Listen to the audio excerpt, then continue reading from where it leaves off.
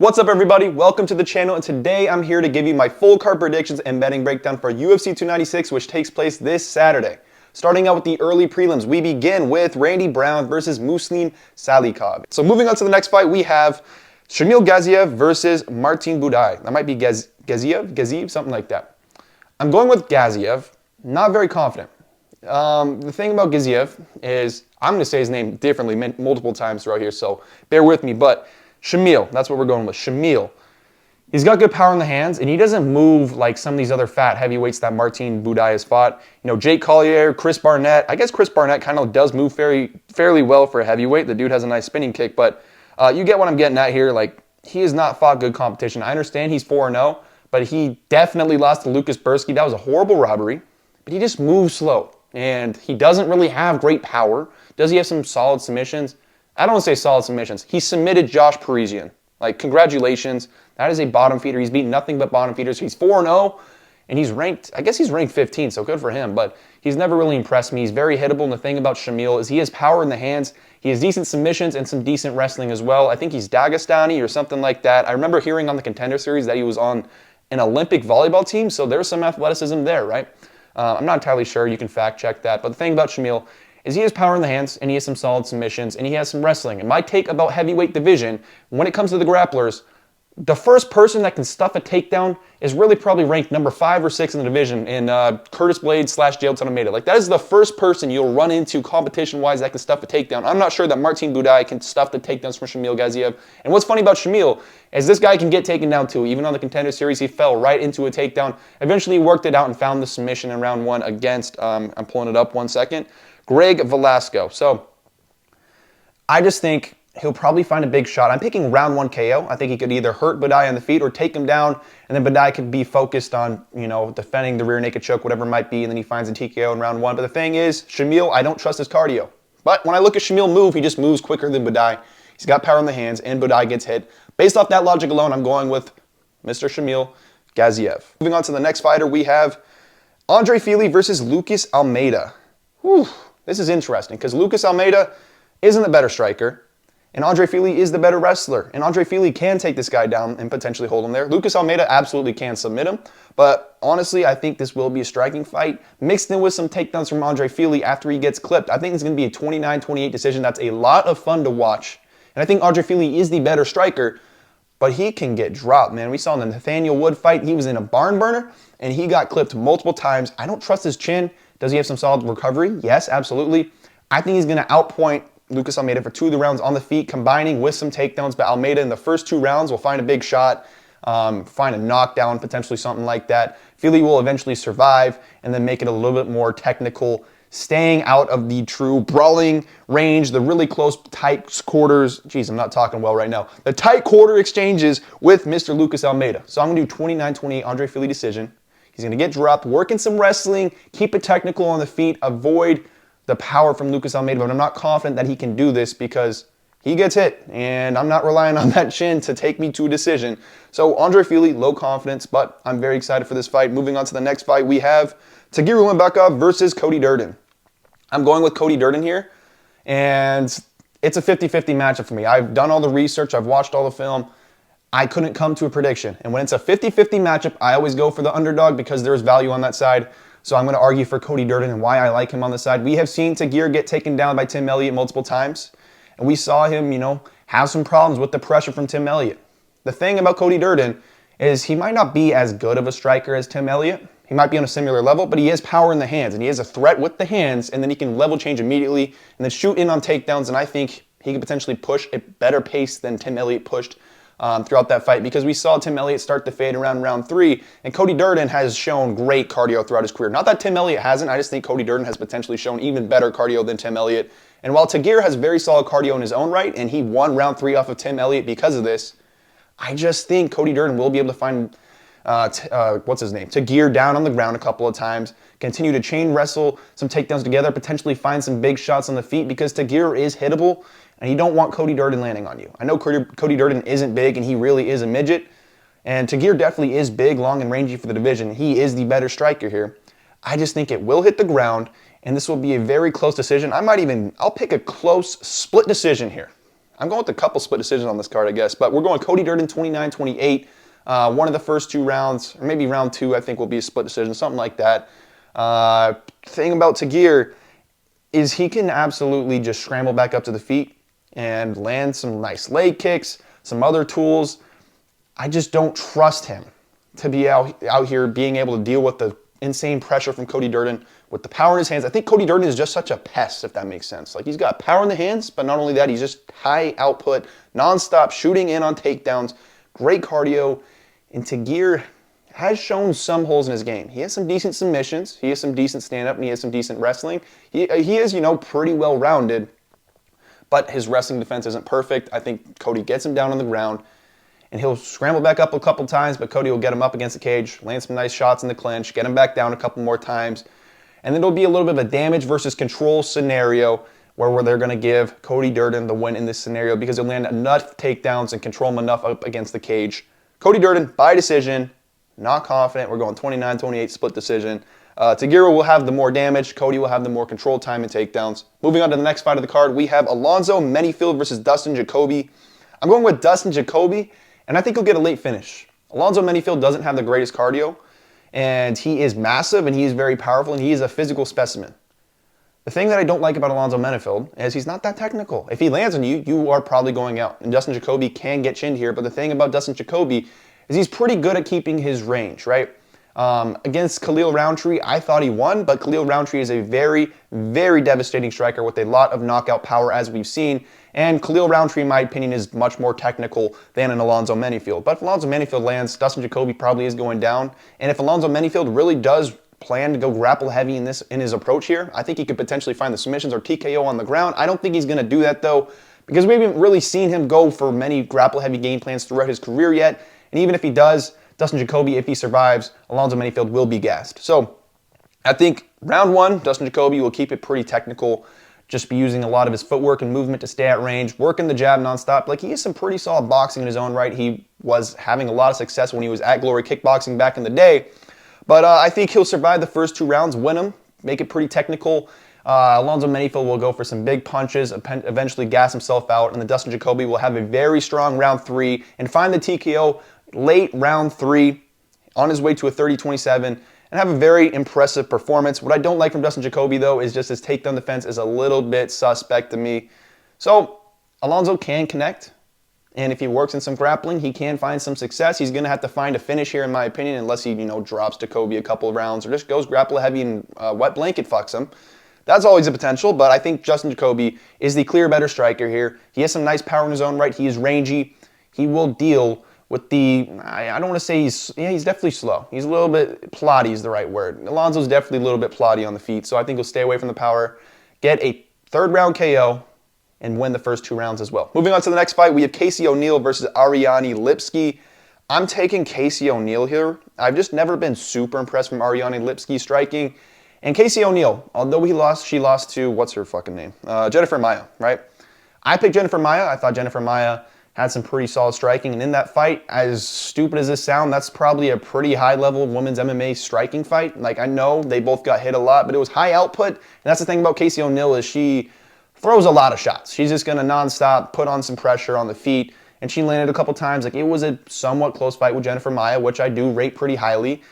She's going to be improving. Same thing with Ariane Lipski. I don't think there's going to be much grappling in this fight because Lipski has some pretty solid takedown defense. And Casey O'Neill does have some nice takedowns, but I do think this fight will stay on the feet. Whoever shoots a takedown will be able to stuff it, or vice versa. The opponent stuffs the takedowns from whoever shoots it. If Casey shoots, Ariane stuffing, vice versa.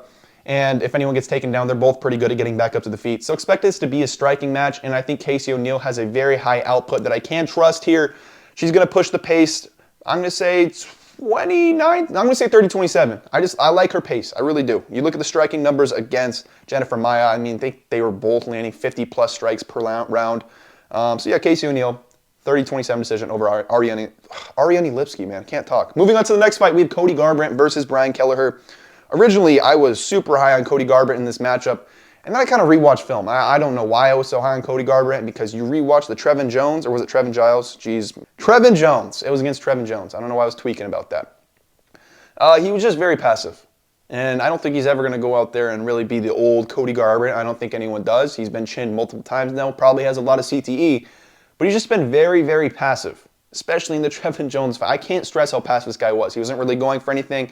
Did he outclass him? Yes. The way I view this matchup is he is a better striker than Brian Kelleher. But Brian Kelleher has some power. Does he find a lot of knockouts in his career? No. He knocked out a featherweight way back in the day, but since then, I don't think he's found many KOs in his career. I think he only has like a couple of KOs in his career so far. He's old. He's slowing down. I think Cody Garbrandt has the tools to beat him on the feet, but if he is a little bit too passive and gets clipped with a big shot, that could really not work out well, obviously. And then I think if Brian Kelleher shoots some takedowns, Cody Garbrandt can't stuff these takedowns. I think Cody Garbrandt has solid cardio. We've seen it. He's been 5 rounds multiple times. I was going to pick Cody Garbrandt by KO. I was pretty high on that, but now that I look at it, I think he's going to be a little bit passive after Brian Kelleher lands a shot or two. Brian Kelleher will keep him a little bit humble on the feet, but I think we'll see a 30-27 Cody Garbrandt win by decision, but we can see Kelleher knock this guy out because Cody is not fantastic. I don't understand how he fought Dominic Cruz and looked that good, and now I'm like debating Brian Kelleher potentially finding a finish over this guy by knockout. So very interesting to hear. I guess Dominic Cruz has pillow hands, but you get what I'm saying. Like, Brian Kelleher should not be a guy I should be questioning to beat you as a former champ. Sucks to see. Just can't trust his chin at all. I think he'll keep it technical. I think he's smart enough to know that Brian Kelleher does have danger on the feet. Moving on to the next fight, we have Irene Aldana versus Karol Rosa. The pick's going to be Irene Aldana. She looked horrible against Amanda Nunes, but I guess kind of it's just Amanda Nunes, right? I'm never the guy that likes to dick ride any female champions, but Amanda Nunes has shown levels time and time again outside of Juliana Pena being able to hurt her and beat her randomly. That one weird fluke scenario time. So I think Irene Aldana, she does have some nice striking at range. I think that's how she's going to win this fight. I think Karol Rosa will try to make this in some close exchanges, potentially work in the grappling. But I think Irene Aldana will be able to stuff takedowns, get out of the clinch, keep this at range. She's got some nice weapons that just allows her to win fights while striking at range. So I think Irene Aldana, we're going to go with a 30-27 decision, keeping the fight at range, outstriking her, winning on the scorecards here. Moving on to the next fight, we have Josh Emmett versus Bryce Mitchell in this matchup. I'm going with Bryce Mitchell. I was originally on the Josh Emmett side because I saw Bryce Mitchell was taking this on short notice, and one of Bryce Mitchell's best weapons is his cardio. And I saw Josh Emmett. He started out as a wrestler, developed some very powerful hands, and if he's able to stuff the takedowns, he's the better striker and will knock out Bryce Mitchell, who was getting tagged by Dan Ige and some other fighters as well, including Ilia Topuria, right? But then I rewatched some film. I go back and watch Bryce Mitchell versus Dan Ige, and I was so impressed with how quickly Bryce Mitchell was able to find takedown entries within striking exchanges. And Dan Ige is a guy a lot of people will say, oh, his takedown defense isn't that good. He was taken down 9 times from Movsar Evloev. And I'm not even going to come out here and just dick ride Movsar Evloev's wrestling. What I'm going to come out here and tell you is that Dan Ige looked so improved with his takedown defense against Bryce Mitchell, and Bryce Mitchell was still able to find the takedowns. And I can't explain. Sometimes he level changed so quick where I'm rewatching it on film like, dude, he looks good. And not only that, he's pretty rangy. I'm not going to say he's a super rangy striker that can pump his jab and keep Josh Emmett at bay. I'm saying he's rangy when it comes to his frame. Like, he's got a very lengthy frame. That's a better way to put it. He's going to be able to find the takedowns, in my opinion, because Josh Emmett's striking style is horrible for dealing with grapplers that can time takedowns within striking exchanges. Why? Because he overextends on so many of his shots. You rewatch any Josh Emmett striking fight, the dude's swinging a hook, and then when he follows through, he's looking behind him. The dude loads up his hooks from so far behind him. He's going from point A to point B. If he doesn't land the shot, he's way open to counters almost every single time. Ilia Topuria exposed this a little bit. We've just seen in a lot of his fights, he's going to be swinging hooks, and Bryce Mitchell's going to duck under one of them and probably at least 2 of the 3 rounds, and he'll win this by decision. I don't know if he's going to submit Josh Emmett because Josh Emmett's going to be focused very much solely on the submission defense, but I don't think he's going to be able to pop back up to his feet, similarly to what we saw Dan Ige be able to do, because Dan Ige probably has better submission defense and has shown a solid ability to get back up to his feet, where Josh Emmett, we haven't really seen him face any grapplers outside of Ilia Topuria recently, maybe way back in the career, but recently we haven't really seen him face any high-level grapplers outside of Ilia Topuria, who went with the striking-heavy approach and then worked in some grappling in round 5, where he then found some takedowns. But I would argue that that's not a great thing to pull from, because before that there was 4 rounds of Ilia Topuria beating Josh Emmett's ass. Well, it was somewhat close on the feet. Josh Emmett was getting rocked, he was getting hit, and Ilia Topuria already kind of imposed the threat of his striking on the feet to where Josh Emmett really had to be cautious on the feet, and then he could just find some takedowns the way that Ilia Topuria did and have a lot of success that way. So I'm just not going to trust Josh Emmett, who he's seen get taken down by Ilia Topuria, by Dan Ige, by other fighters throughout his career. I think Scott's Holtzman, and he will get caught in an exchange where he's overextending on his hook, and Bryce Mitchell will level change, find it down on the ground, lock up a body triangle, and that's the wraps for that round. I think this will be a 29-28 decision, potentially like a 29-28/30-27 decision type thing, where one of the rounds is very close on damage versus control, but Bryce Mitchell will be able to control him for at least 2 of these rounds. I feel fairly confident on that after rewatching that Ige fight and a couple others against Edson Barbosa as well. Yeah, I mean, Bryce Mitchell's also very flexible. This is a weird part of his game that not a lot of people talk about. But against Ige, like there was times where he's on bottom and then he just threatens a triangle or threatens an armbar or something, and his legs are literally 180 degrees behind his head. Super flexible. He can chain submissions together very well. Very knowledgeable on the ground. For the most part, has good cardio. And when I look at Bryce Mitchell, although he is taking this on short notice, he strikes me as the guy that would have pretty solid cardio year-round and probably not that bad to where he's going to be gassing out by round 3. Moving on to the next fight of the card, we have Paddy Pimblett versus Tony Ferguson. I'm going with Paddy Pimblett, but not very confidently. I'm going to give him like a 55% chance to win, just because Tony Ferguson has had some success in the past recently against Bobby Green, Nate Diaz, and even Michael Chandler. I know Michael Chandler landed an insane KO that probably altered his career and he won't be able to take much damage anymore. And his joints probably don't move the same. He's just much slower in there, which is why I'm ultimately going with Paddy Pimblett, because Tony Ferguson's not going to hit as hard as he once did. And Paddy Pimblett has a very good chin, has shown some pretty solid cardio, but he's going to be moving quicker in there. And I don't trust Tony Ferguson to really just go out there and work a very technical game plan, because it's going to be hard when you don't move the way you want to. And I don't think Paddy Pimblett's going to want to take this down to the ground, because Tony Ferguson does have some nice jiu-jitsu, but even then, Tony's probably not as flexible. He's not able to move the way he once did, so he's probably not going to be very good off of his back. We'll see. Obviously, I don't want to rule out Tony Ferguson, and I'm not doing this. I'm not saying Tony Ferguson has a good chance just to cope. Like, I've just already disassociated myself from loving Tony Ferguson at this point, but I think Tony Ferguson still has a pretty decent chin. And he's somewhat durable. While he did get his ass busted by Bobby Green later in that fight, he still was somewhat competitive and walking forward and taking punishment. I don't think Paddy Pimblett's going to be able to knock his ass out. I don't think Paddy Pimblett has dynamite in his hands or crisp striking. I think this is actually going to be a very fun striking fight that's going to be refreshing to see Tony Ferguson in a fun fight where he has a chance to win. We're going 29-28 decision, Paddy Pimblett. One of the rounds is going to be somewhat close. Paddy Pimblett will probably clearly win it, but you can just bet that if there is a robbery, Paddy Pimblett's going to come out on top. Moving on to the next fight of the card, we have Wonderboy Thompson versus Shavkat Rakhmonov. I'm going with Shavkat Rakhmonov, but by decision here. I mean, I think Wonderboy has shown a pretty decent chin throughout his career, and Shavkat can absolutely hurt him, can absolutely put him away, could definitely take him down and find the submissions. I just think Wonderboy has shown some nice submission defense, has shown a pretty solid ability to stay out of some very powerful shots from his opponents. I think he knows of the danger from Shavkat Rakhmonov, and he's really going to do his best to keep Shavkat at range and really frustrate him from range with his teeps to the body, a nice little jab. He's got some good straight punches, and he can get clipped, absolutely. Kevin Holland found the chin a couple of times. He's been knocked out once in his career by Anthony Pettis, from what I remember. I think that's all that it has been, but he can get hurt.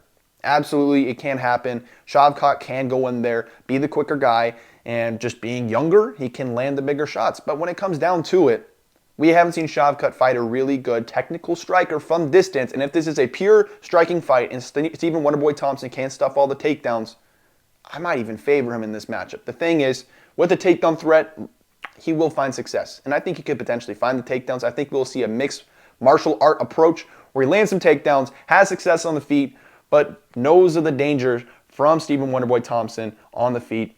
So I'm going to go 30-27 from Shavkat. But Wonderboy will have success on the feet. I think it's going to be really hard for him to find the KO, because Wonderboy is not dumb. He's not going to go in there trying to find the big shot on Shavkat. As soon as Shavkat's going in looking to initiate some, like, I don't want to say brawling exchanges, but some very close exchanges, close the distance, he's going to be moving, circling, leg kick maybe, teep to the body, whatever it might be. I really struggle in being confident in picking Shavkat against the strikers that are very long and very technical and have the tools to keep him at range, seeing the frame of Wonderboy Thompson in comparison to him. With that being said, I think he probably hurts Wonderboy at some point. I do think it happens, but I think Wonderboy has solid chin recovery, and although Wonderboy is 41 years old, I think he does make it to decision. We've seen him survive Gilbert Burns and Bilal Muhammad on the ground, which, in all fairness, Gilbert Burns hasn't submitted that many people offensively, neither has Bilal Muhammad, and there were moments in there where a guy with very good jiu-jitsu could potentially find the submission, which is why I almost picked Shavkat by submission, but it's just, when it comes down to it, his wrestling hasn't been tested. And I don't think Wonderboy is going to be able to stuff all the takedowns from Shavkat. I think Shavkat can 100% get this down to the ground. But I just think when it comes to, in comparison to a Bilal Muhammad, I don't think he's probably the better wrestler there. I haven't seen anything to prove that yet. He's gotten his takedown stuff from Jeff Neal. He's got his takedown stuff from, oh my gosh, what's the guy's name? Carlston Harris. When it comes to his offensive wrestling, I'm not a massive believer yet. And when it comes to his striking, I want to see him win and really have some success against a very technical striker. He's a 6-1 favorite. That is crazy to me. Wonderboy is a solid underdog here. Now Wonderboy is 41 years old. He's not looking as quick and as snappy as he once did. And he doesn't have the greatest power, which is why Shavkat can kind of go in there, blitz, and look for the KO and really go for that finish. But, I don't know, man. Wonderboy has the tools to get it done. He doesn't have the great takedown defense, so I have to logically go with Shavkat. I think you have to logically go with Shavkat here, seeing that Wonderboy is old and has gotten taken down by Gilbert Burns, maybe not some of the greatest wrestlers, and has some holes in his game and doesn't have the greatest power to really bring a massive threat to Shavkat. But Shavkat's hittable, man. He is. So, we're going Shavkat Rakhmonov, 30-27 decision, hurting Wonderboy at some point, working in some takedowns, mixed martial arts approach, but I think Wonderboy is just going to really just work to survive on the ground. He's not going to work to get back up to his feet. He's going to do everything he can to survive the submissions, and Shavkat's younger, entering into his prime, and he will be improving rapidly. I really hope he does have some good wrestling. I don't want to be a Shavkat hater because I think he's a lot of fun to watch, and I will hope for him to succeed in this division. I just have my questions. Moving on to the next fight of the card, we have Alexandre Pantoja versus Brandon Royval. This is such a fun fight. I think this is the most underrated fight in the entire UFC because this is a guaranteed banger in my opinion. We're probably going to see a finish or a crazy, crazy fight for 5 rounds because both of these guys are so much fun to watch on the feet and so much fun to watch on the ground. They have great submissions. They're high-level grapplers. And while Royval doesn't have the greatest takedown defense and isn't the greatest wrestler, he's got some great scrambles and a great ability to get back up to his feet. And in my opinion, has improved a lot since the first fight against Alexandre Pantoja. And Pantoja has as well. Now, when we look at this, Royval's got some serious power on the feet. He's got some great tools, such as that lead knee, his switch knee as well. He's got some great elbows, and overall just has some very powerful hands. Great submissions as well. I would not be shocked if he could potentially find Pantoja in a submission because his jiu-jitsu is pretty high level. His scrambles are high level, and when this is on the feet, he will connect on the chin of Pantoja. The thing about Pantoja that just really, really impresses me is his ability to take shots. Like, his chin is a granite chin almost. Like, you can hurt him, but he just takes some crazy, crazy shots from people, and Royval might not be able to even knock this guy out. And it's going to be hard for him to outclass a guy like Alexandre Pantoja because Pantoja will land on you, and Pantoja is very powerful. And Brandon Royval has gotten hurt multiple times throughout his career in almost every single one of his fights. Not against Mateusz Nicola, but Matt Schnell hurt the guy. I guess Rogerio Bontorim didn't, but Kai Car-France hurt him bad. You go back and you watch a lot of his fights, he's getting hurt. He's got fantastic chin recovery and is very durable, but I just think Pantoja will go in there, get into some very fiery close quarter exchanges, like some brawling exchanges, what I mean by that, and Pantoja going chin on chin and power for power will land the bigger shots and probably steal a couple of rounds. I think this goes to decision because I do believe that Brandon Royval has fantastic chin recovery and is very durable. And I actually think, although we haven't seen him go 5 rounds, when he's gone 3 rounds, he has displayed some very, very solid cardio. So I think Brandon Royval could potentially find a lot of success later in this fight, but as it's earlier, Pantoja is going to go out there and drop him a couple of times. I think he'll get a couple of rounds just based off of dropping. It'll be close on the feet. Brandon Royval might even be beating him. Brandon Royval is very rangy, by the way. He will be the bigger fighter in this matchup, but Pantoja is going to close the distance, come at him like a madman.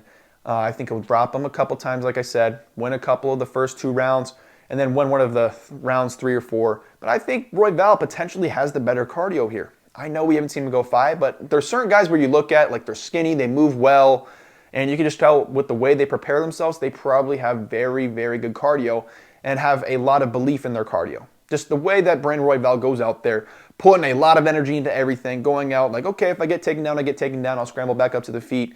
He does everything with like a sense of like urgency. I think that's a good word for it. He's very good at urgently getting back up to his feet, working nonstop.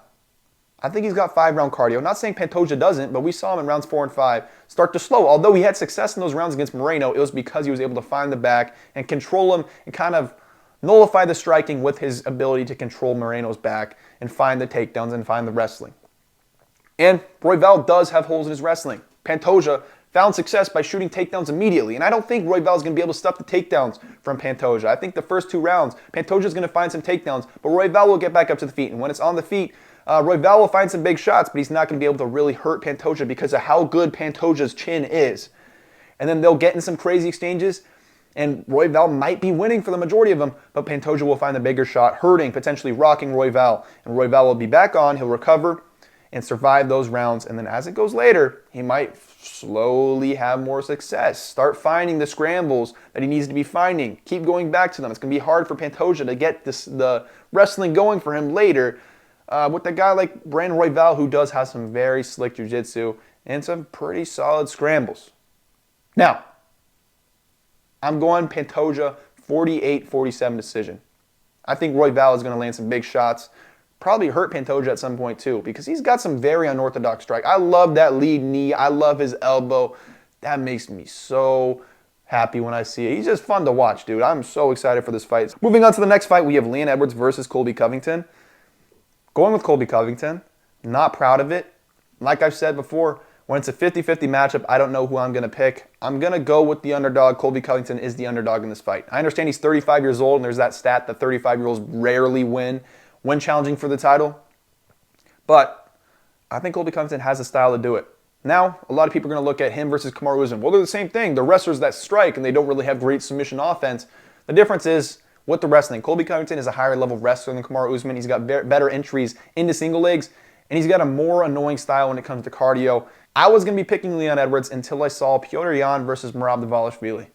And it really made me rethink life. Because you see a striker, and Ariane is somewhat comparable to Leon Edwards, maybe not with the exact striking style, but he's comparable in the fact to where they kind of cruise their way, they're kind of lazy with the way they do things, and they kind of outpoint opponents and really work in the counters.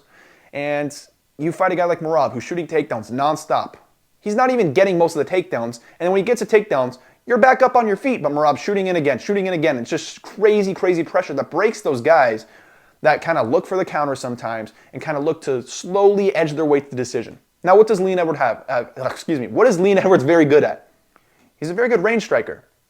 It's going to be hard for him to stay at range against a Colby Covington. Because when he stuffs takedowns, we've seen it against Kamaru Usman. Kamaru Usman would take him down. He's getting back up to his feet, and he's slowly, methodically digging the underhook, slowly putting himself up against the cage and spending too much time up against the cage. If I'm Leon Edwards' coach, I'm saying, dude, explode out of the freaking clinch. Now, Colby Covington has the better cardio, and if he does that, that could probably wear on Leon Edwards. His cardio is going to be tested much more than Kamaru Usman did in the second fight, and Kamaru Usman said that. He said Colby Covington's going to keep looking for the takedowns, keep looking for the wrestling. He's going to chain wrestle you more than I did. And I think Colby Covington's going to look to chain wrestle, will find some takedowns, and then once Leon gets back up, he's going to get taken down a couple more times. But even if he stuffs the takedowns, Colby Covington's striking is very annoying to deal with for a guy like Leon Edwards as well, who has great counters, don't get me wrong, and Colby Covington kind of does worry me with the striking because when he throws that left hand or his rear hand, he kind of just goes out there and his chin is there to get countered. But Leon Edwards doesn't have that game-changing power that a Kamaru Usman did. And in my opinion, in their rematch, Colby Covington either drew, I scored it a draw because I thought round 2 was a 10-8 to Kamaru Usman, or won the fight if you didn't give that a 10-8. Like, Colby Covington is a technically decent strike. I don't say great because there are holes in his game. Absolutely, he is pillow-fisted, but he throws volume, and I think volume is what will disrupt a guy like Leon Edwards. I think he's going to go out there nonstop. Pressure, strikes in the face of Leon Edwards. Leon's going to look for the counter, and then boom, ducks down. He's around your legs. Oh, well, he doesn't get the takedown. Leon stuffs the takedown. Okay, now what? Now Leon's going to slowly, methodically try to get him off of him. And Leon does have some tools to really hurt Colby as Colby's diving in for takedowns. He's got a nice knee.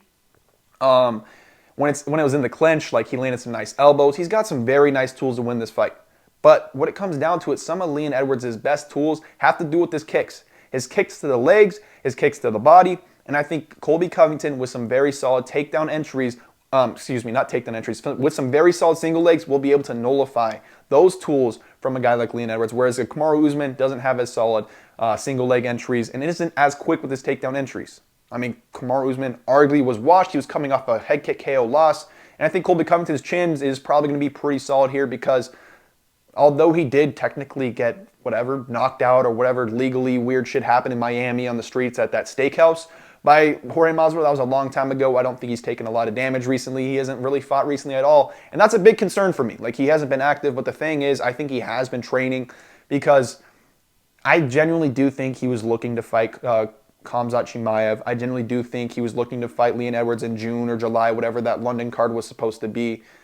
I think that he was looking to stay active, but things just did not go his way. I don't think he's ducking anybody. Does he deserve the title shot? No, but fuck, man. I just think Colby's going to rob him. I think I'm going to do like a 4-1/3-2 Colby. It's going to be damage versus control, but Leon's not going to do that much damage, and I'll tell you this much right now. If it is close on the scorecards, if they're going to lean away, they're going to lean towards Colby Covington. If you think they're going to not look to rob it for Colby Covington after giving Colby Covington this really weird title shot, I think you're tripping, man. Honestly, if there's a robbery that's going to go my way, I'm going to go with the Colby Covington one. This one, that makes a lot of sense. I think they clearly want Colby Covington to be champion, and once he wins, I don't know who he fights. I don't think Islam's going to move up because Islam has a lot of contenders to tend to. They got Justin Gaethje over there, potentially Charles Oliveira if they choose to give him a title shot still. Or if not, we're going to do Charles Oliveira versus Arman Sarukian. The winner of that will get a title shot. Islam's busy. I don't think he's going to move up to welterweight, but they want Colby to be champ, in my opinion. And if it's a close round, damage versus control, they're probably going to lean towards Colby, honestly. So, I don't know. Leon has very good clinch work, too. So that's the thing, too. He can just stuff the takedowns, really working some knees to the clinch, some nice elbows. Could land that knee. I honestly could see him landing that knee as Colby times takedown. But I just think Colby is going to have such an annoying game plan, not only on the feet, and while he probably will get exposed a little bit on the feet, Leon will land some nice shots. I don't think he's going to out-damage him enough to where they're going to just give him every single round because Colby Covington is going to land some takedowns, and he's going to be nut-hugging like Merab, not giving Leon the chance to just win by damage, similarly to how Merab did, but not as dominant because Leon is better at stuffing the takedowns than Petr Yan was, especially in that matchup, and he is a little bit better at doing damage within the clinch with knees and elbows. So we're going to do 3-2/4-1. There are going to be some judges giving it 3-2, some judges are giving it 4-1 for Colby Covington. Not very confident in this pick, but yeah, I mean, I'm kind of interested to see how this one goes. This is a fun one. Press conference is probably happening right as I'm filming this, so that'll be interesting to see how that goes. Unfortunately, Ian Gary was scrapped off this card. I already made a video on how I thought that fight would have played out with Vicente Luque. Him versus Kevin Holland is going down. I don't know who I'm going to predict in that fight. I want to do film. But yeah, I'll probably put it down in the comments down below. If if Vicente Luque versus Kevin Holland is booked, I'll put my official prediction down below with some insight into that matchup. But yeah, unfortunately that fight didn't work out. I was picking Ian Gary by decision, but he has pneumonia. I don't think it's because we bullied him or the internet bullied him out of getting... Like, if you have pneumonia, you wouldn't want to fight during pneumonia. The doctors didn't clear him. Maybe the fight's rebooked with Vicente Luque, or maybe they do him versus Jeff Neal next. We'll see.